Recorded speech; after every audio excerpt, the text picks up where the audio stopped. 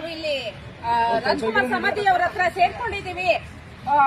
ಏನಂದ್ರೆ ಯಶು ಅವ್ರದ್ದು ಮೂವಿ ಇವಾಗ 26ನೇ ತಾರೀಕು ರಿಲೀಸ್ ಆಗ್ತಾ ಇದೆ. ಇದು ರಿಲೀಸ್ ಆಗ್ಬಾರ್ದು ಅನ್ನೋದು ನಮ್ಮ ಕೂಗು.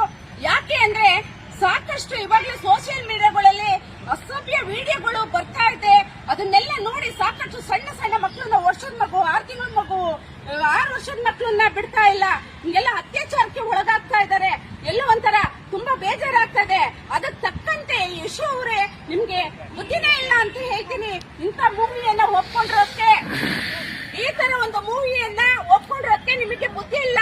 ಕರ್ನಾಟಕ ಜನತೆಗೆ ನೀವು ಏನ್ ಮೆಸೇಜ್ ಕೊಡ್ತಾ ಇದ್ದೀರಾ?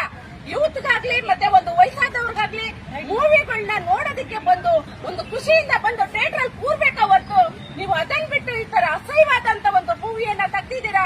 ಯಾರು ಬಂದು ನಿಮ್ಮನ್ನ ಫಿಲಂ ಅನ್ನ ನೋಡ್ತಾರೆ? ಎಂತ ವಿಷ್ಣುವರ್ಧನ್ ಅವರು, ರಾಜ್ಕುಮಾರ್ ಅವರು, ಅಂಬರೀಷ್ ಅವರು ಇವತ್ತು ಎಲ್ಲ ಫ್ಯಾಮಿಲಿ ಕೂತು ನೋಡೋ ಅಂತ ಫಿಲಂಗಳನ್ನ ತೆಗಿತಾ ಇದ್ರು. ಇವತ್ತು ಒಂದು ಹಾಡು ಕೇಳ್ಬೇಕಾದ್ರೆ ನಾವು ಅಯ್ಯೋ ಹಿಂದಿನ ಹಾಡು ಅಂತ ಎಷ್ಟು ಹೆಮ್ಮೆಯಿಂದ ಹೇಳ್ಕೊಳ್ತೇವೆ. ಏನ್ ನೀವು ಮೆಸೇಜ್ ಜನಕ್ಕೆ ಏನ್ ಮೆಸೇಜ್ ಕೊಡ್ತಾ ಇದ್ದೀರಾ? ಜನಕ್ಕೆ ಏನ್ ಮೆಸೇಜ್ ಕೊಡ್ತಾ ಇದ್ದೀರಾ? ಈ ಫಿಲಮ್ ರಿಲೀಸ್ ಆಗ್ಬಾರ್ದು, ಇದು ಯಾವುದೇ ಒಂದು ಫಿಲಂ ಥಿಯೇಟರ್ಗಳಲ್ಲಿ ರಿಲೀಸ್ ಆಗ್ಬಾರ್ದು ಅಂತ ನಾನು ಸರ್ಕಾರದಲ್ಲೂ ಮನವಿಯನ್ನ ಮಾಡ್ಕೊಳ್ತಾ ಇದ್ದೀನಿ. ಈ ತರ ಫಿಲಂ ತೆಗೆಯೋಕ್ಕೆ ಯಾರು ಆಸ್ಪದ ಮಾಡ್ಕೊಳ್ಬಾರ್ದು.